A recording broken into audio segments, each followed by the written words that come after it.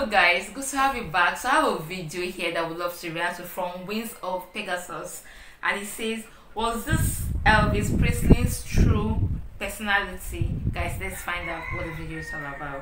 On the agenda tonight, we're going back to 1957. We're going to be taking a look at Elvis Presley, and he's going to be performing Don't Be Cruel.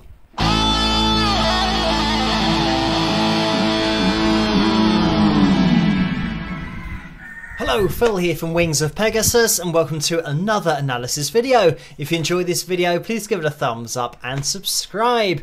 So tonight it's going to be a bit of a different video because we're going to be looking at a performance where Elvis is introducing the song himself, and he spends a bit of time talking to the audience, so we get a bit of a feel for his personality and the difference between his personality before the performance and then during the performance, but also just generally knowing what Elvis was like when he performed. As always, there's a link in the description below, so you guys can click on that if you want to watch it the whole way through without me interrupting it, because I am going to be jumping into this even in the intro to point out a few things, as well as the song then later on. So I suggest you go to that video for no interruptions, but we've got Elvis up on screen, so let's see how he gets on. Thank you very much.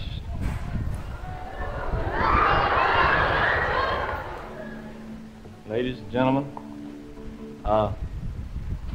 we'd like to do the song that was my very biggest record last year. I mean, it was no bigger than the rest of them, but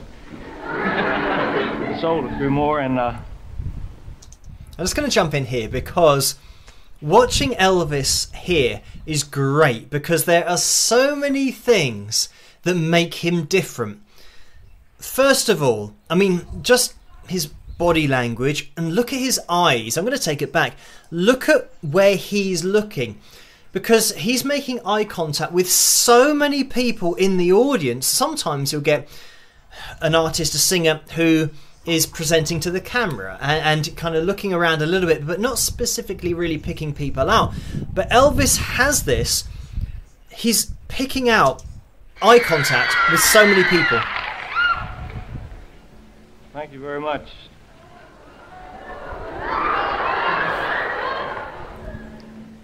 And you can almost tell the height of the crowd because of where he's looking, from the first row to the second row to the third row.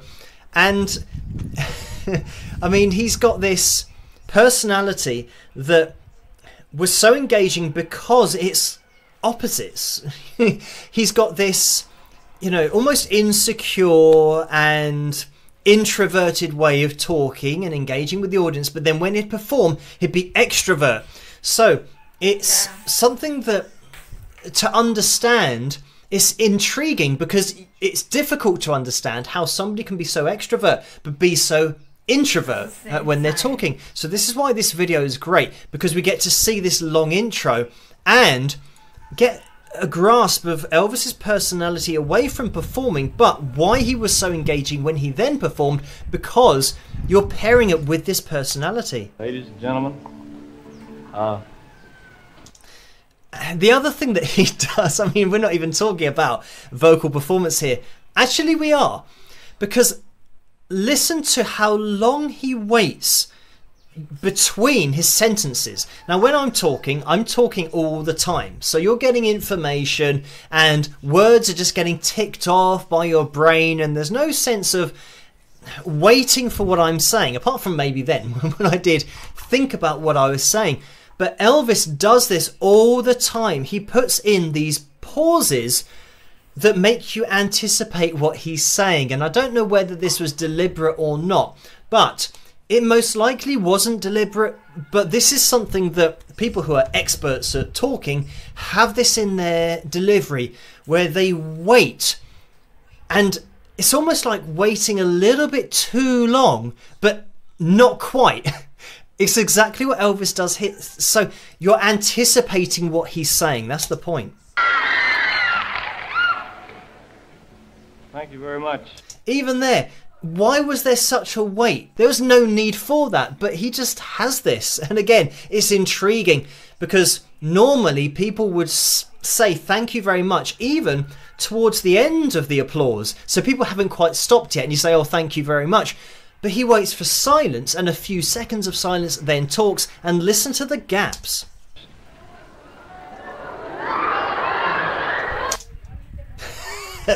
I mean, it's amazing that he is working the crowd here, even with his facial expressions. And I think he knew what he was doing because he was a showman. He knew how to not only build anticipation, but what other artists call letting it simmer, which is gauging the mood of a room and the mood of your audience and leaving these silences for just as long as they think they need to be left for the atmosphere to simmer. And again, it's just testament to what a great performer he was, not only on stage, but having this judgment to know where the audience is and now how to deliver what he's saying. Ladies and gentlemen, we'd like to do the song that was my very biggest record last year. I mean, it was no bigger than the rest of them, but it sold a few more, and we'd like to tell you that to all the people... I mean, his eyes are all over the place, and it does actually come across as maybe nervousness, but it also has the effect of engaging the audience, bringing you closer to him before he's even started performing yet, and throwing in a bit of humour there. It's great because it puts the audience at ease, but it's just an intriguing personality. There's no other way of saying it, that you're just interested in what's going on in this guy's head because of the personality conflict of introvert and extrovert. Watching, and all you people that are here tonight, that we really are thankful for all the success that you made us have and everything. This is my biggest record, and it goes something like this.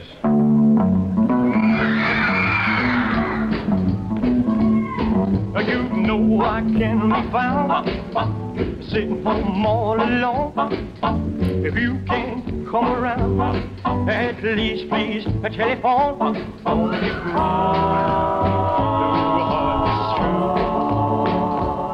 Well, baby, if I made you mad.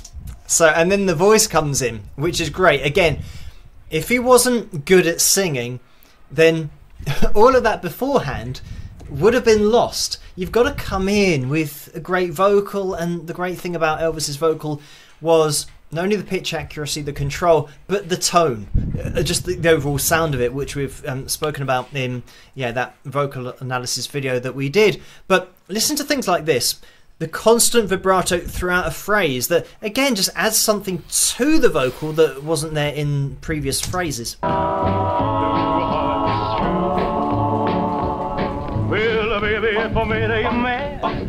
It's that. He's got the. He's got. And it almost sounds like that. That you can hear the words. But there's so much wobble in there that you almost can't hear the words, but you can hear the words. So again, it's like an art form in itself, having that much vibrato in the sound, but still making the words understandable. But it's just another thing that Elvis did with his voice, just throw in vibrato in a whole phrase and actually within the wording of that particular phrase. And listen to the humming. I mean, we can get into real detail here, but listen to the hum that he goes to. Something that might have said. So that's I mean, not that I want to try and sound like Elvis, but having that M in something that might have said, he's kind of making the whole phrase like it's almost like a hum, but with just allowing enough air to come out that you can form. Well, he could form those words. You can understand them. But again, it's such a unique thing to be doing. Please don't forget my past. And again, just like they're throwing in a high note really quickly, but it's not really. It's just a bit of expression that he's throwing in there. It just makes it stand out. The future looks right ahead. Don't be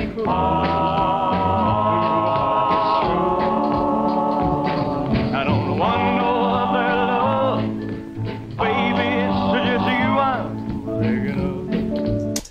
And again, editing that dynamic of no, no, no, no, you know, being quite, I don't know, quite connected vocally, and then letting more air come out for the end of the vocal phrase, so that it's a sound that is, you know, so much less offensive, but again, it's drawing you into the performance by editing that dynamic constantly. Don't make me feel this way. Come on over here.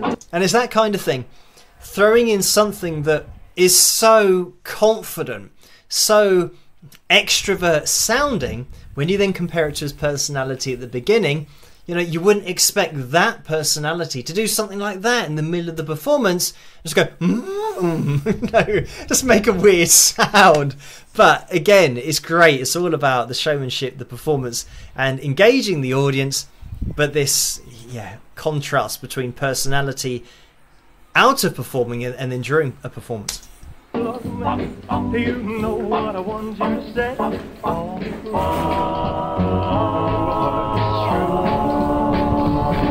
Why should we be apart? I really love you, baby. Well, let's walk up to the preacher and let's say I do. Then you know you'll have me, and I know I'll have you too. Oh, it's true. I don't want no other love, baby. It's just you I'm thinking of. Don't be cruel, it's true. Don't be cruel, heart, it's true. Here we go. Well,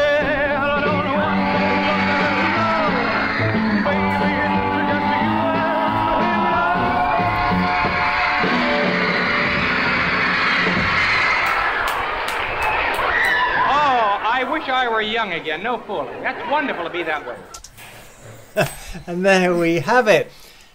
So, realistically speaking, in this TV performance, what we have during this song is limited showmanship, apart from right at the end. And that's what gets the crowd, you know, getting a little bit crazy because of the extra movement that he's doing. The other thing to mention about this performance and, you know, the intro and when Elvis is talking, that if you look back to 1956, for example, and even on the Ed Sullivan Show, you'll see him performing and, you know, looking really confident, coming out with a guitar.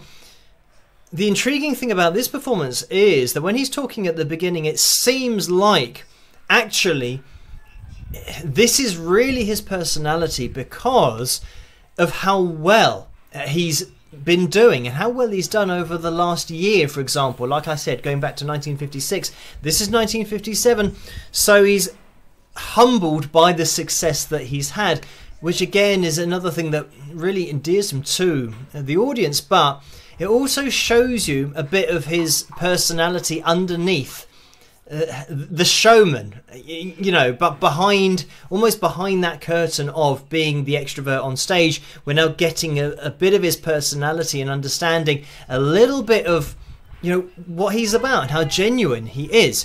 Going to see somebody live, that is still what it's all about. But especially back in the 50s, imagine that you're seeing this guy on TV, you're hearing him on the radio, you might even have seen him in movies, and now you go to a show and that's the guy.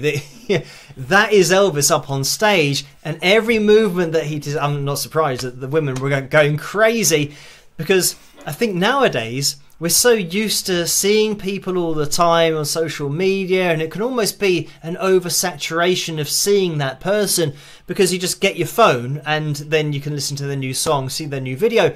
But back in the 50s, you had to wait until you heard them on the radio, or you had to wait to tune in to the Ed Sullivan Show.